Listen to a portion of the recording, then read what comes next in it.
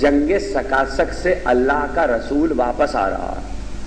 علی کو پوری جنگ سناؤں گا لیکن ایک شیعہ روایت نہیں سناؤں گا. جہاں شیعہ روایت آئے گی بتا دوں گا کہ یہ شیعہ روایت ہے الگ، میں اس میں نہیں سنا رہا. جنگ سکاسک سے اللہ کا رسول پلٹ رہا ہے، واپس آئیں. علی کو کسی کام سے راستے میں بھیج دیا. ایک جگہ ہے وہاں پر پیغمبر کا قیام ہوا ہے. یاد رکھیے گا ایک جنگ نہیں ہے، جنوں سے علی کی 2 جنگیں ہیں. ایک جنگ بئر العلم کہلاتی ہے، دوسرے جنگ بئر معونہ کہلاتی ہے. جنگ بئر معونہ تو بہت طویل جنگ ہے، اگر کبھی سنائی جائے تو شاید 3-4 دن اس میں لگ جائیں سنانے میں، اتنی طویل جنگ ہے. اور اس کو سنانے میں ایک قباحت لازم آتی ہے، وہ ایک تاریخی مجبوری ہے. ایک کردار اس میں ایسا ہے کہ جس کی وجہ سے عام طور پر وہ جنگ تاریخ کی منبر سے نہیں سنائی جاتی. تو آپ بئر العلم سن لیجئے اور اس سے آپ کو اندازہ ہو جائے گا کہ علی جنوں سے کس طرح لڑے اور وہ جنگ کیا تھی، وہ واقعہ کیا تھا. بدر و احد خیبر خندق تو انسانوں سے تھی، اور انسانوں سے جنگ میں بھی یہ عالم ہوتا تھا کہ کوئی ٹھہرتا نہیں تھا. تو اب یہاں تو جنوں والی جنگ ہے، پتہ کیسے چلے؟ ابتدائی زمانہ ہے یہ، بہت خندق اور خیبر کے درمیان کا دور ہے. غزوہ بنی مصطلق سے پہلے کی بات ہے. اب غزوہ بنی مصطلق کہاں سے آپ کو یاد دلاؤں؟ قرآن مجید میں ایک واقعہ ہے جو واقعہ افک کہلاتا ہے، الف ف کاف. وہ غزوہ بنی مصطلق کا واقعہ ہے، اس سے پہلے کی یہ جنگ ہے. اور اب جنہوں نے واقعہ افک پڑھا ہے ان کے لیے کافی ہے کہ وہ سمجھ لیں گے. جنہوں نے نہیں پڑھا وہ قرآن میں جا کے دیکھ لیں، حاشیے پہ کہیں نہ کہیں موجود ہوگا. منبر پہ نہیں سنایا جا سکتا. مجھے اس واقعے سے کوئی غرض نہیں ہے کہ کس کا ہار کہاں رہ گیا تھا. تاریخ سنے ہوئے لوگ بیٹھے ہوں تو ایک جملہ کہہ کے انسان آگے بڑھ جائے. دیکھیے غزوہ سکاسک علی کو بھیج دیا پیغمبر، ایک جگہ پہ قیام کیا. قیام ہوا تو پانی ختم ہو گیا، ذخیرہ پانی کا ختم ہو گیا. پیغمبر نے کہا تم میں سے کوئی ایسا ہے جس کو یہ پتا ہو یا قریب میں کوئی کنواں ہو؟ تو ربیعہ بن حارث پیغمبر کے چچا زاد بھائی، جناب عبد المطلب کے سب سے بڑے بیٹے کے بیٹے ربیعہ بن حارث کھڑے ہوئے. وہ کھڑے ہوئے، انہوں نے کہا کہ یا رسول اللہ، اللہ کا رسول کہہ رہا کون ہے جو اس وقت کنویں سے پانی لائے تو میں اسے جنت کی بشارت دوں. ربیعہ یہ تو سمجھ گئے کہ جو پانی لینے جائے گا وہ زندہ واپس نہیں آئے گا، اس لیے کہ پیغمبر نے جنت کی بشارت کہی ہے. ربیعہ نے کہا یا رسول اللہ میں جاؤں گا. کون بولا؟ عبد المطلب کا لہو. یہ جانتے ہوئے کہ اس کنویں میں جن ہے، چلا کون؟ عبد المطلب کا لہو. کیا کہا تھا میں نے؟ شجاعت کلمے میں نہیں ہوتی، لہو میں ہوتی ہے. شجاعت کلمات میں نہیں ہوتی، خون میں ہوتی ہے، شجرے میں ہوتی ہے. ربیعہ نے کہا میں جاؤں گا. پیغمبر نے کچھ لوگوں کو ربیعہ کے ساتھ کیا اور کہا کہ ربیعہ یہ تمہارے ساتھ جائیں گے، ان کو لے کر جاؤ. رسی لی، ڈول لیا، ربیعہ چلے. کنویں کے قریب پہنچے. صبح کے وقت آفتاب چڑھ رہا تھا جب رسول نے یہاں کر قیام کیا تھا. ربیعہ کنویں کے قریب پہنچے. کنویں کے قریب پہنچ کے ربیعہ نے ڈول ڈالا. ڈول ڈالنا تھا کہ رسی کاٹ دی گئی. ربیعہ نے دوسرا ڈول ڈالا. دوسرا ڈول ڈالا، رسی کاٹ دی گئی. ربیعہ نے کہا کون ہے جو ہمارے ڈول کی رسی کاٹ رہا؟ آواز آئی ہمارے اجازت کے بغیر یہاں سے کوئی پانی نہیں لے سکتا. ربیعہ نے کہا ہم پانی لے کر جائیں گے، اور اگر تمہیں روکنا ہے تو ہماری تلواریں کھچی ہوئی ہیں، اوپر آ کر مقابلہ کرو، اوپر آ کر مقابلہ کرو. اب آپ انصاف سے بتائیے، انسان سامنے سے لڑتا ہے تو نظر آتے ہوئے انسان سے لڑنا آسان ہے، اندیکھے انسان سے، اندیکھی خدا کی مخلوق سے لڑنا بہت مشکل کام ہے. ربیعہ نے کہا اوپر آ کر لڑو. یہ خون عبد المطلب بول رہا ہے. میرے جملے یاد رکھیے گا، کام آئیں گے. ابھی علی کی بات تو بعد میں کروں گا. یہ خون عبد المطلب بول رہا ہے. جیسے ہی ربیعہ نے کہا، وہ جو ساتھ گئے تھے انہوں نے روایت کیا جیسے ہی ربیہ نے کہا کہ اوپر آ کر لڑو، ایک مرتبہ کنویں کے منہ سے ایک شعلہ بلند ہوا، اور کہتے ہیں ایسی آگ تھی کہ اس کی لپٹ اور گرمی بہت دور تک جا رہی تھی۔ اصحاب رسول کہتے ہیں کہ جو ہم ساتھ آئے تھے ہم پیچھے ہٹ گئے، اس آگ کے اوپر آتے ہی آگ ٹھنڈی ہوئی اور اندھیرا ہو گیا، حالانکہ دن ابھی تھا لیکن اندھیرا ہو گیا، اور ایسا اندھیرا تھا کہ ہاتھ کو ہاتھ نہ سجائی دیتا تھا، اور ہم اگر تلوار چلاتے تو ہمیں کچھ نہ نظر آتا۔ ایسے میں ربیہ نے اللہ اکبر کہہ کر تلوار کھینچی، اور تلوار کھینچ کر ربیہ نے حملہ کیا۔ رسول کے اصحاب کہتے ہیں کہ ہمیں چلتی ہوئی تلوار کی چمک نظر آئی، اس تلوار سے ٹپکتا ہوا لہو نظر آیا، اندھیرے میں ہم اتنا ہی دیکھ پائے۔ تھوڑی دیر گزری تھی، لڑائی اچھی خاصی دیر ہوئی کہ ایسے میں آواز آئی، یا رسول اللہ ربیہ کا سلام قبول کیجئے۔ جیسے ہی آواز بلند ہوئی ہم سمجھے کہ ربیہ مارے گئے، ہم واپس دوڑے، ہم رسول کے خیمے میں آئے تو رسول کی آنکھوں سے آنسو جاری تھے، اور رسول کہہ رہے تھے خدا ربیہ پر اپنی رحمت نازل کرے۔ رسول کا چچا زاد بھائی ربیہ مارا گیا۔ اب چونکہ ایک شخص قتل ہوا، دیکھیے اب تک اس فلسفے کو سمجھ لیجئے گا، ظاہر ہے کہ میں رک رک کر بتاتا جاؤں گا۔ اب تک جہاد واجب نہیں ہوا تھا، انسانوں سے جہاد واجب ہوا کسی موقع پر کسی وجہ سے، اب تک جہاد واجب نہیں ہوا تھا، اب واجب ہو گیا۔ کیوں واجب نہیں ہوا تھا؟ اس لیے کہ جنوں سے کوئی پرخاش نہیں تھی، پیغمبر کو صرف پانی لینا تھا۔ اب واجب ہو گیا، کیوں؟ اس لیے کہ ایک پیغمبر کا ناصر مارا گیا، طے ہو گیا کہ جب ناصر مار دیا جائے تو جہاد واجب ہو جاتا ہے، جب ناصر قتل کر دیا جائے تو جہاد واجب ہوتا۔ اسی لیے رسول اور آل رسول کی سیرت ہمیشہ یہ رہی کہ کبھی پانی پر یا غیر معمولی چیز پر لڑائی نہ ہو، جب تک سامنے سے حملہ نہ ہو جائے ہم نہیں لڑیں گے۔ یہی حسین کہتے تھے، اصحاب نے لاکھ کہا لیکن حسین نے کہا جب تک حملہ نہیں ہوگا ہم نہیں لڑیں گے۔ صفین میں اصحاب نے لاکھ کہا، علی نے کہا جب تک حملہ نہیں ہوگا ہم نہیں لڑیں گے۔ جب حملہ ہوا تو اب جہاد واجب ہوا، جب جہاد واجب ہوا تو شام ہو رہی تھی اور اللہ کا رسول کہہ رہا تھا کون ہے جو ربیہ کے خون کا انتقام لے، کون ہے جو ربیہ کے خون کا انتقام لے، تو ہم اس کو فاتح قرار دیں اور خدا اس کے لیے بشارت دے۔ اللہ نے اس کے لیے انعام رکھا، جہاں کوئی پہلے جانے کو تیار نہ تھا وہ اب کون جاتا۔ جس وقت رسول خیمے میں یہ حدیث دے رہے تھے وہی وقت تھا کہ علی اپنا کام نمٹا کر رسول کے خیمے میں داخل ہوئے۔ جیسے ہی علی داخل ہوئے، ایک مرتبہ تاریخ کہتی ہے، ملا عبد الرحمن جامی کہتے ہیں کہ جس وقت علی داخل ہوئے علی نے رسول کو سلام کیا، پیغمبر نے سلام کا جواب دیا، پیغمبر کھڑے ہوئے، کھڑے ہو کے بھائی کو گلے سے لگایا، پیغمبر کی آنکھوں سے آنسو بہنے لگے۔ علی کو پتا چلا، علی نے ربیہ کی تعزیت رسول کو پیش کی، پیغمبر نے سارا قصہ سنایا، اور اس کے بعد ایک مرتبہ کہنے لگے کون ہے جو ربیہ کے خون کا انتقام لے۔ ایک بات پھر پوچھوں آپ سے، انتقام انسانوں سے تو لیا جاتا ہے، جنوں سے کیسے لیا جائے گا؟ جب یہ طے ہو گیا کہ کنویں میں جن ہے تو جنوں سے کون انتقام لے گا؟ لیکن اللہ کا رسول کہہ رہا ہے کہ انتقام لے۔ تو آپ قیامت تک یہ بات یاد رکھیے گا کہ جب منزل انتقام آئے گی تو صرف انسانوں سے نہیں ہوگی، کچھ جن بھی ہیں جن سے انتقام لیا جائے گا۔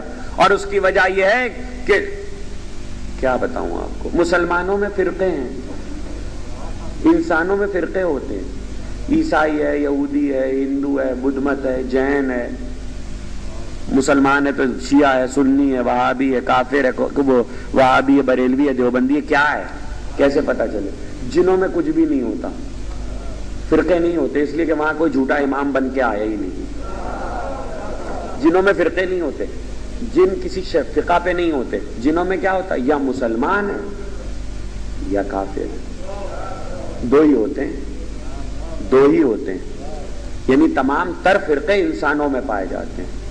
تو بھائی اگر انسانوں کے فرقوں کا فیصلہ نہیں ہو رہا تو جنوں پہ فیصلہ کر لو، سمجھ میں آ جائے گا۔ کہ حق کیا ہے اور باطل کیا ہے. اور پھر جب کافر اور مومن دو ہی ہوتے ہیں تو کافر جن مومن جن کو مارتا ہے یا مومن انسان کو اگر مارے تو انتقام تو لیا جائے گا نا. تو کون انتقام لے گا؟ جن سے انتقام کون لے سکتا ہے؟ آپ کا ایک امام ایسا ابھی زندہ ہے جس کو منتقم کہتے ہیں.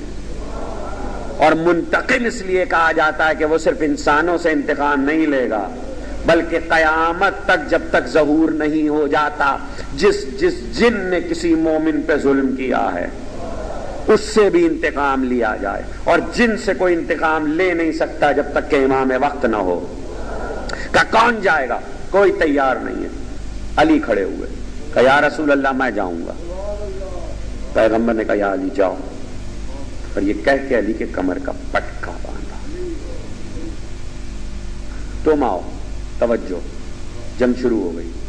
تم آؤ، تم آؤ، تم آؤ، تم ساتھ جاؤ، تم ساتھ جاؤ. ارے بھائی علی کو بھیج رہے ہیں آپ، ساتھ کیوں بھیج رہے ہیں؟ علی پہ یقین نہیں ہے؟ کہ علی پہ تو یقین ہے. تو پھر ان کو کیوں بھیج رہے ہیں؟ کہ جنوں سے لڑائی ہے. کوئی روایت کرنے والا تو ہو، کوئی بتانے والا تو ہو. میں بتا دوں گا تو کہیں گے بھائی نے بھائی کی محبت میں سنایا ہے. کم از کم راوی تو جائے ساتھ. تو پیغمبر نے راوی کو بھیجا. اور دوسری بات بھی سن لیجئے. یا رسول اللہ کیوں بھیج رہے ہو؟ تم کو نہیں پتا جب علی انسانوں سے لڑتے تھے تو یہ میدان چھوڑ دیتے تھے. آج علی جنوں سے لڑنے جا رہے ہیں. ان کو اس لیے بھیج رہا ہوں کہ لڑائی تو دیکھ لیں، علی کی فضیلت تو دیکھ لیں. پیغمبر کو جہاں روکنا ہوتا ہے نا وہ بڑی ترکیب سے روک لیتے ہیں. یا بیر العلم میں روکا یا میدان غدیر میں روکا. یہاں ساتھ بیچ کے روکا، وہاں پالان اتروا کے روکا. خبردار جانے نہیں دیں گے. آج علی کی فضیلت دیکھ کے جانا. تو اب علی کی فضیلت دیکھنے کے لیے چلے تو ساتھ ہیں. علی نے رسی لی، ڈول لیا. ڈول لے کر، اچھا عرب کے ڈول ذرا مختلف ہوتے ہیں. آپ کے یہاں تو میٹل کا ڈول ہوتا ہے، عرب کا ڈول چمڑے کا ہوتا ہے. چمڑے کا ڈول ڈالا گیا. وہ ایک سے زیادہ ظاہر ہے، معلوم ہے کہ کاٹ دیں گے تو ڈول ویسے بھی پانی بھرنے کے لیے چاہیے ہوتا. جب پہنچے کنویں کی جگت پہ تو تاریخ کہتی علی نے رسی ڈالی. اب وہ جملہ یاد رکھیے گا جو ربیہ سے کہا تھا. ربیہ نے کیا کہا تھا؟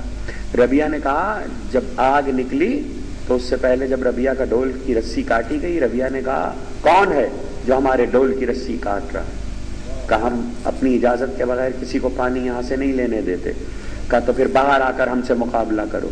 ربیہ نے کہا نا جو کہہ دیا تو وہ باہر بھی آ گیا. اب جملہ سنیے. علی نے ڈول ڈالا. جیسے ہی ڈول ڈالا رسی کاٹی گئی. رسی کٹی، علی نے دوسرا ڈول ڈالا، پھر رسی کاٹی گئی. پھر علی نے تیسرا ڈول ڈالا. پھر علی نے کہا کون ہے جس نے ہمارے ڈول کی رسی کاٹی ہے؟ کون ہے جو ہمیں پانی لینے سے روک رہا ہے؟ آواز آئی ہماری جاگیر ہے، ہم کسی کو اپنی اجازت کے بغیر پانی لے جانے نہیں دے سکتے. علی نے کہا بہادر ہو تو ہم سے آ کر مقابلہ کرو. جواب آیا اگر تم بہادر ہو تو کنویں میں اتر کے لڑو. تم بہادر ہو تو کنویں میں اتر کے لڑو. ربیہ سے نہیں کہا. جنہوں نے ربیہ سے نہیں کہا کہ تم بہادر ہو تو کنویں میں اتر کے لڑو، علی سے کہا. اس کے معنی کافر جن ہیں مگر جانتے ہیں کہ آنے والا ابو طالب کا بیٹا ہے. اگر بہادر ہو تو اتر کے لڑو. آسان تھا. اصحاب کہتے ہیں راوی جن کو ساتھ بھیجا تھا کہنے لگے علی نے ہم سے کہا ہماری کمر میں رسی باندھ دو. تو ہم علی کے کمر میں رسی باندھ رہے تھے تو ہمارے ہاتھ کانپ رہے تھے. اب جملہ سنیے. خدا کی قسم عبد الرحمن جامی نے اتنے اچھے جملے لکھے ہیں، میں آپ کو کیا بتاؤں. کہتے ہیں کہ جب ہم علی کے کمر میں رسی باندھ رہے تھے تو ہمارے ہاتھ کانپ رہے تھے. اور اس کے بعد علی نے کہا کہ میں کنویں میں اتر رہا ہوں، تم رسی پکڑے رہو. جب میں کنویں میں اتر جاؤں گا تو رسی ہلا دوں گا تو تم رسی چھوڑ دینا. یہی طریقہ ہوتا ہے کنویں میں اترنے کا. اس کے بعد تمہاری مرضی ہے، ٹھہرو کہ جاؤ. اگر چلے جاؤ تو رسول کو بتا دینا کہ علی کنویں میں اتر گئے. ہائے ہائے ہائے ہائے. ایک مرتبہ تاریخ کہتی ہے جیسے ہی علی کنویں میں اترے تو ایک آگ کا شعلہ بلند ہوا. آگ کے شعلے کا بلند ہونا تھا کہ ہم انتظار بھی نہ کر سکے کہ علی کب رسی ہلاتے، ہمارے ہاتھ سے رسی چھوٹ گئی. ہائے. اب خدا کی قسم اتنا اچھا جملہ آ گیا اور اس پہ میرا تبصرہ بھی سن لیجئے گا. ہمارے ہاتھ سے رسی چھوٹی تو ہم کو یقین ہو گیا علی گئے. اب علی گئے. ہائے دلوں کی حسرتیں کہ علی واپس بھی آ گئے. آپ نے غور نہیں کیا علی گئے. کتنے دلوں میں تمنائیں تھی کہ علی جائیں. آپ جائیں کو یہ نہ سمجھے کہیں اور جائیں. کتنے لوگ تھے جو دل میں تمنا لیے بیٹھے تھے کہ علی زندہ نہ رہے اور علی ہر مارکے سے زندہ لوٹ آتے تھے. محسن نقوی کا ایک شعر یاد آ گیا. کیسے بتاؤں آپ کو؟ تقریر خدا کی قسم تقریر مڑ جائے گی. عجیب رخ پر آ گئی تقریر. علی گئے. تمنا تھی نا علی ہماری آنکھوں کے سامنے مر جائیں. یہی حسرت تھی نا دل میں. عجیب شعر کا ہے محسن نقوی نے. غزل کا شعر ہے لیکن منقبت کا ہے. اور میں آپ کو کیسے بتاؤں؟ دیکھیے دشمن دنیا میں ہر ایک کے ہوتے ہیں. کوئی دنیا میں ایسا نہیں ہے جس کا دشمن کوئی نہ ہو. قرآن مجید کہتا ہے کہ ہم نے ہر ایک کے لیے دشمن رکھے. اور جب دشمن ہر ایک کے لیے رکھے جاتے ہیں، عمر اتنی تو عطا کر میرے فن کو یا رب. عمر اتنی، اب یہاں فن کی جگہ آپ کچھ بھی لگا لیجئے. عمر اتنی تو عطا کر میرے فن کو یا رب، میرا دشمن میرے مرنے کی خبر کو ترسے. میں کچھ سمجھا رہا ہوں، خدا کی قسم کچھ سمجھا. میرا دشمن میرے مرنے کی خبر کو ترسے. اب اس سے اچھا جملہ کہہ نہیں سکتا. جن جن کو علی کے مرنے کی تمنا تھی، علی نے کہا میرا جینا تو اللہ کے اختیار میں ہے، لیکن جب تک سب چلے نہیں جاتے میں نہیں جانے کا.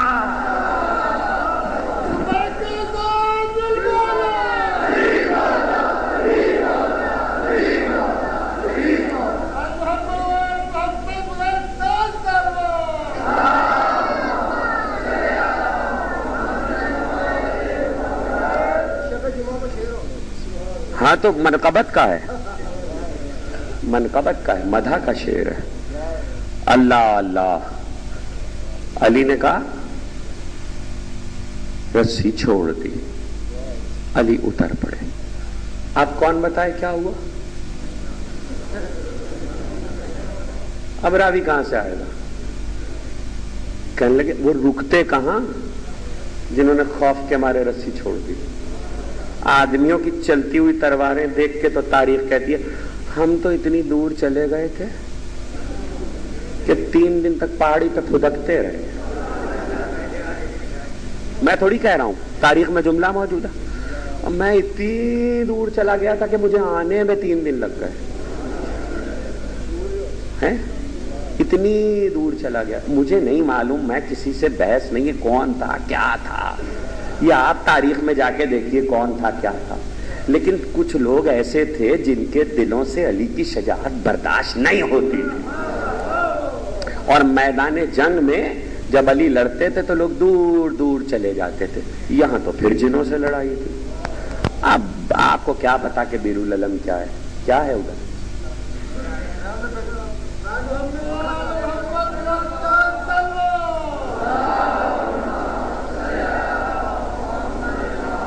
کیا آ گیا؟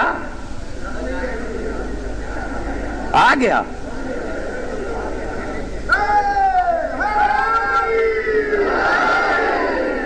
آپ فکر نہ کریں، میں نہیں آنے دوں گا.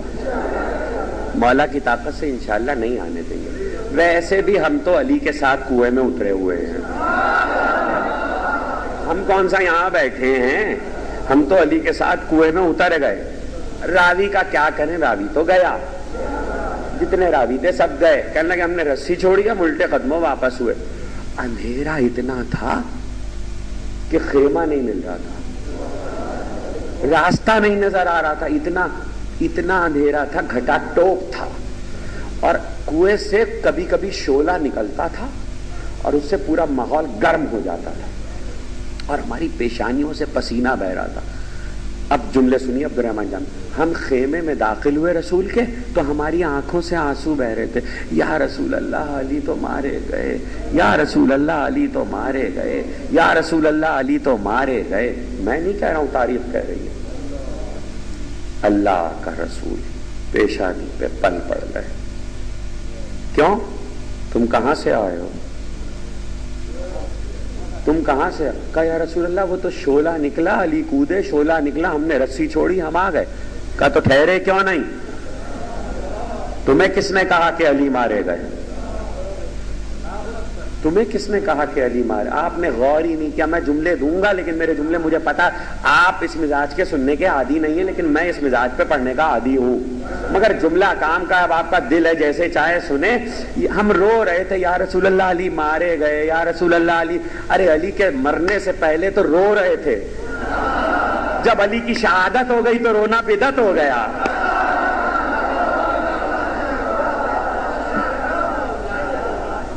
جب علی شہید ہو گئے تو رونا بدعت ہو گیا, پھر آنسو بدعت. پیغمبر نے کہا تم سے کس نے کہا؟ ابھی ابھی جبریل نے مجھے خبر دی ہے کہ علی نے ذوالفقار کھینچی ہے. ہاں ہاں ہاں ہاں, ابھی ابھی جبریل نے مجھے خبر دی ہے کہ علی نے ذوالفقار کھینچی ہے. اور علی نے ذوالفقار کھینچ کر ان کے سامنے 3 باتیں رکھی ہیں کہ یا تو کلمہ پڑھ کر ہمارے دین کو قبول کر لو, یا جزیہ دے کر ہماری پناہ میں آ جاؤ, یا ہم سے مقابلہ کرو, جو رہے گا وہ کامیاب ہوگا. کون سنا رہا؟ جبریل کس کو؟ رسول کو. رسول کس کو؟ اصحاب کو. خیمے میں فضائل علی کی مجلس ہو رہی ہے.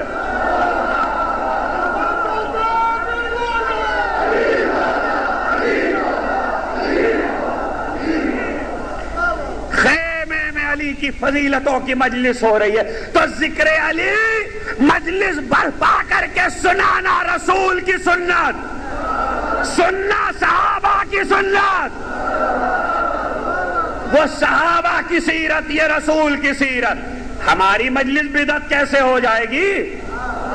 ذاکر رسول کی سنت پہ چل رہا ہے, مجمع صحابہ کی سنت پہ چل رہا ہے. دین صحابہ ذکر علی سننا ہے. اور صرف یہ ایک جنگ نہیں آئے جس میں سنائی ہے, 2 جنگیں ہیں جس میں رسول نے سنایا ہے. 2 جنگیں, اور وہ 2 جنگیں یاد رکھیے گا. جنگ بیر العلم میں علی کی جنگ سنائی, اور جنگ موتا میں جعفر کی جنگ سنائی. وہاں بھی رسول نہیں گئے تھے, یہاں بھی رسول نہیں گئے تھے. یہاں بھی اصحاب کو سنا رہے تھے, وہاں بھی اصحاب کو. کہ جبریل نے کہا علی نے تلوار کھینچی, اور تلوار کھینچ کر علی نے ان کو 3 باتوں کی دعوت دی. انہوں نے کہا ہم کلمہ نہیں پڑھیں گے. توجہ, انہوں نے کہا ہم کلمہ نہیں پڑھیں گے, ہم جزیہ بھی نہیں دیں گے. ان کے سردار عامر نے کہا ہم تم سے مقابلہ کریں گے, اگر مقابلہ کر سکتے ہو تو ٹھیک ہے. کنواں کتنا ہوتا ہے؟ ایسا فلسفہ سنانے جا رہا ہوں, حیران رہیں گے آپ. کنواں کتنا ہی بڑا ہو, محل بنے ہیں نا کنویں میں, کمرے بنے ہیں نا, تو دیواریں بھی ہوں گی. کھلا میدان تو نہیں ہے, کھلا میدان تو نہیں ہے. یا اندرون شہر ہے نا چھوٹی چھوٹی گلیاں, یا نہیں تو لاہور میں موچی میں چلے جائیے. یہ جو زنجیر ہے یہ آپ جب لگاتے ہیں تو کھلے میدان میں لگانا آسان ہے, اندرون شہر کی چھوٹی چھوٹی گلیوں میں زنجیر چلانا بڑا مشکل ہوتا ہے جب بھیڑ ہوتی ہے. اس کے معنی تنگ جگہ پہ زنجیر نہیں چل سکتی, تلوار کیسے چلے گی؟ کچھ کہہ رہا ہوں, تلوار کیسے چلے گی؟ اور وہ بھی ذوالفقار. ذوالفقار کیسے چلے گی؟ آپ کو پتا ذوالفقار کے لیے لکھا ہے کہ تھی 3 گز کی, 3 گز کی تھی. 3 گز کتنے ہوتے ہیں؟ 9 فٹ کتنا؟ یہ اتنا ہو گیا نا جتنا ہم آپ سے دور ہیں. 9 فٹ بتائیے. اس کے آگے کا جملہ قیامت ہے. شیعہ سنی ساری 3 گز کی تھی, جب علی کھینچتے تھے تو 9 گز کی ہو جاتی تھی. جب علی نیام سے نکالتے تھے تو 9 گز کی ہو جاتی. کہنے لگے دیکھا فضیلت علی میں پتہ نہیں کیا کیا بکتے رہتے ہیں شیعہ. ذوالفقار 3 گز کی تھی 9 گز کی ہو جاتی تھی. اما تو ذوالفقار کی کیا بات ہے, جاؤ لکھ دیکھو قرآن میں موسیٰ کا عصا. تمام قصص الانبیاء نے لکھا ہے 3 گز کا تھا. جب موسیٰ زمین پہ ڈالتے تھے تو 9 گز کا ہو جاتا تھا. جو معجزہ موسیٰ کو دیا گیا تھا وہ علی کو دیا گیا تھا. اور 9 گز کی ذوالفقار جب چلے گی تو بازو تو چاہیے ہی ہے لیکن جگہ بھی چاہیے ہے. تو کنویں میں کیسے لڑائی ہو سکتی ہے؟ سمجھائیے مجھے. کسی کے سمجھ میں کچھ آیا؟ کسی کے پاس کوئی دلیل ہے؟ یہ ملا عبد الرحمن جامی نے جو لکھا ہے کہ یہ, اور صرف ایک نے تھوڑی لکھا ہے, یہ جنگ چونکہ اسلام کے غزوات میں اس لیے سب نے لکھی ہے. تو 9 گز کی ذوالفقار, تو کنواں کتنا بڑا تھا, اور اس میں بھی جن. اب دیکھیے ایک بڑی چیز دکھائی, اب دوسری بڑی چیز سنیے. یہ جن کتنے بڑے ہوتے ہیں؟ آدمی 6 فٹ کا 7 فٹ کا عالم چننا ہو تو 9.5 فٹ کا ہے نا. تو اس سے زیادہ بڑا آدمی تھوڑی ہوگا. جن کتنا بڑا ہوتا ہے؟ خدا کسی کو نہ دکھائے اتنا بڑا ہوتا ہے جن. یعنی قوی الجثہ, اب پتہ ہی نہیں کہ چھت پھاڑ دے. ایک اگر آ جائے تو پتہ نہیں کتنی جگہ گھیرتا ہے. پتہ کتنے تھے؟ 1.5 لاکھ. 1.5 لاکھ جنوں کی تعداد تھی, ان کی پوری قوم آباد تھی. 1.5 لاکھ جن کہیں تو سمائیں گے. ابھی آپ نہیں سمجھے, کچھ نہیں سمجھے. اما 1.5 لاکھ انسان ہو تو غدیر کا میدان بنتا ہے. کیا کہہ رہا ہوں؟ جہاں 1.5 لاکھ جن ہو وہاں کیا عالم ہوگا؟ 1.5 لاکھ جن. کتنی کھلی جگہ چاہیے تھی. تو اب میں آپ سے ایک سوال کر رہا ہوں, تھا تو وہ کنواں اور تھی اس میں دیواریں. یہ اتنا بڑا کنواں کیسے ہو گیا کہ 1.5 لاکھ جن وہاں سب آ گئے؟ تھے نہیں, رہتے وہاں نہیں. 1.5 لاکھ نہیں تھے, رہتے وہاں چند جن تھے اس عمارت میں, کمروں میں. وہاں جب ان کی لڑائی شروع ہوئی تو انہوں نے اپنی پوری فوج کو بلا لیا, اس لیے کہ سردار وہاں رہتا تھا. سردار کا نام تھا عامر. تو 1.5 لاکھ کنویں میں سما گئے نا. ایسا جملہ کہنے جا رہا ہوں, کیسے بتاؤں. یہ جو 1.5 لاکھ جنوں کے لیے کنواں کشادہ ہو گیا, کیا یہ جنوں کی طاقت تھی کہ کنواں اتنا وسیع ہو گیا کہ علی کی 9 گز کی تلوار بھی چل رہی ہے اور 1.5 لاکھ جنوں کی تلواریں بھی چل رہی ہیں؟ جی نہیں, یہ علی کا اعجاز ہے کہ علی کنویں میں اترے تو کنویں کی دیواریں پھیل گئیں, کنواں کشادہ ہو گیا. تو ماننا پڑے گا نا, علی جہاں آتے ہیں وہاں دیواریں کشادہ ہو جاتی ہیں. تو اگر ہم کہہ دیں کہ جب مومن قبر میں جائے گا تو قبر کھل کے جنت ہو جائے,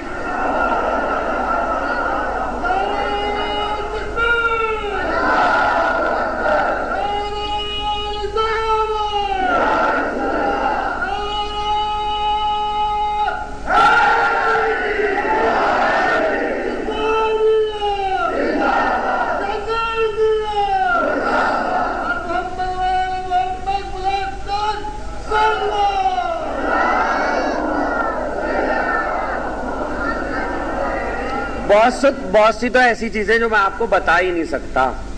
یہاں شاید کوئی بزرگ ایسے بیٹھے ہوں جنہوں نے جنوں کی لڑائی دیکھی ہو. اگر کوئی بیٹھے ہوں تو مجھ سے ضرور مجلس کے بعد مل لیں. میری ایک رشتے کی دادی تھی جنہوں نے ہندوستان میں جنوں کی لڑائی دیکھی, ابھی زندہ حیات ہیں کراچی میں. انہوں نے جنوں کی لڑائی دیکھی ہے. ہندوستان میں ہمارا گاؤں میں جس گاؤں میں ہمارا گھر تھا, اس گھر میں وہاں اسی آبادی میں جن رہتے تھے.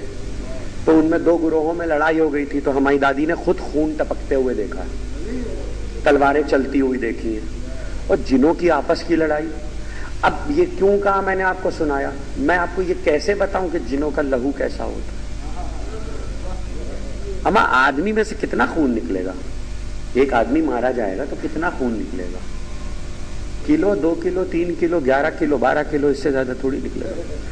جن مارا جائے گا تو کتنا لہو نکلے گا؟ کتنا لہو نکلے گا؟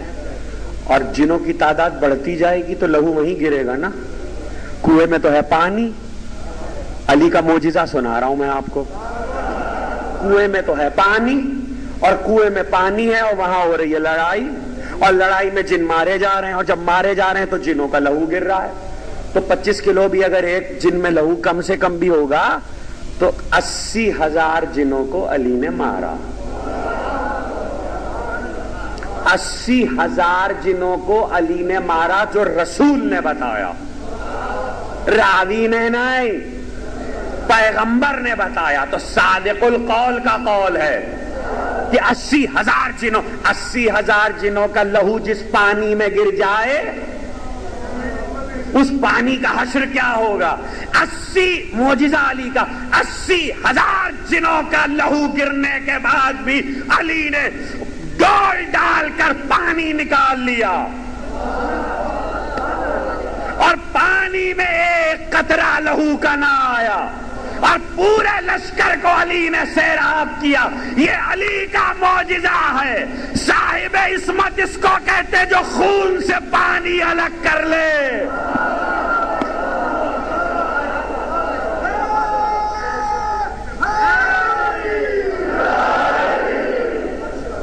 جو لہو سے پانی الگ کر لے اسے صاحب عصمت کہتے. 80,000 جنوں کو قتل کیا. 80,000 تک تعداد پہنچی تھی کہ جنوں کا سردار مارا گیا، عامر مارا گیا. جب عامر مارا گیا تو عامر کے بیٹے نے آگے بڑھ کر کہا ہم نے آپ کی اطاعت قبول کی، ہم آپ پر بھی ایمان لائے، آپ کے خدا پر بھی ایمان لائے، آپ کے رسول پر بھی ایمان لائے. علی نے ذوالفقار کو نیام میں کیا، اس لیے کہ اس نے اطاعت قبول کر لی تھی. یہاں تک کہ عالم اسلام کی